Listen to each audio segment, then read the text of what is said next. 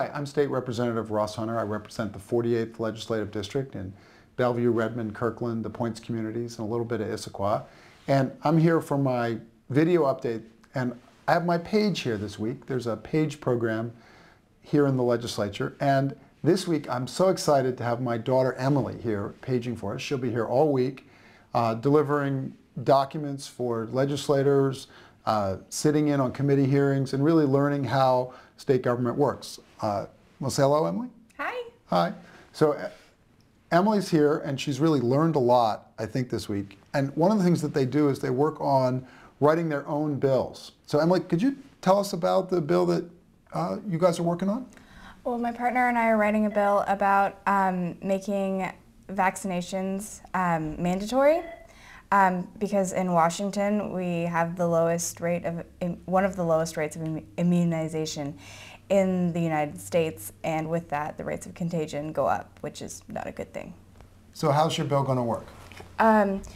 We are planning to require that children under 18 that are going to school be vaccinated before they attend school.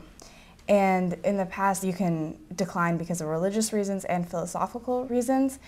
And we want to eliminate the philosophical option because there are too many people that aren't getting immunized, and there's too many viruses floating around.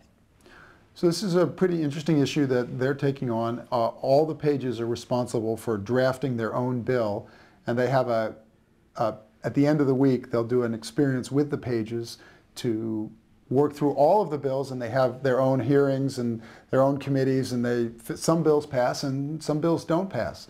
This is a particularly contentious issue, and I'm glad that they're learning how that works. We'll have dozens of pages here every week from all over the state, and they also get an opportunity to meet with other pages, which I think is pretty interesting. You met any interesting people? Yeah. Yeah? A lot of interesting people. Yeah, so people from Eastern Washington often have different issues and different things that they care about than people here in our district, which is pretty firmly in the middle of Western Washington. So thanks for coming, and really appreciate that.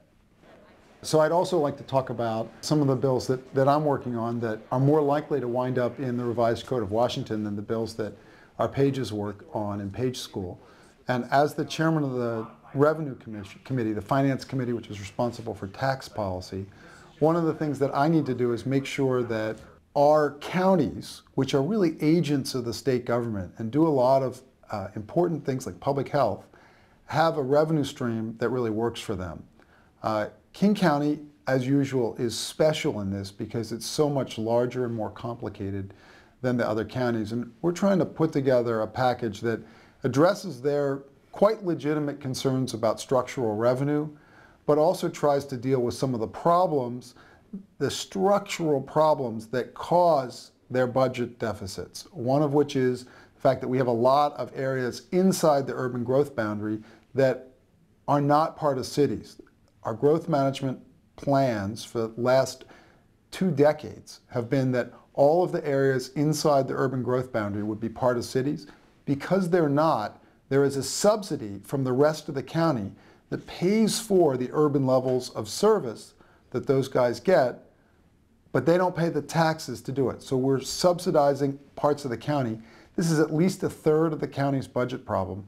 And if I'm going to help them on the revenue side, I am most certainly going to require that we solve some of these problems that have festered for decades. So you'll see a package of bills from me in the next week or so that will try and really resolve some of the long-standing problems that King County has faced and allow us to continue funding critical public health and other human services needs. So thank you, and I appreciate you watching this. If you have any comments on what we're working on, I'd love to hear from you. And again, I'm proud to have my daughter here as a page this week. It's really fun to have them here and get to see more of her during this time when I'm mostly in Olympia. So thank you again.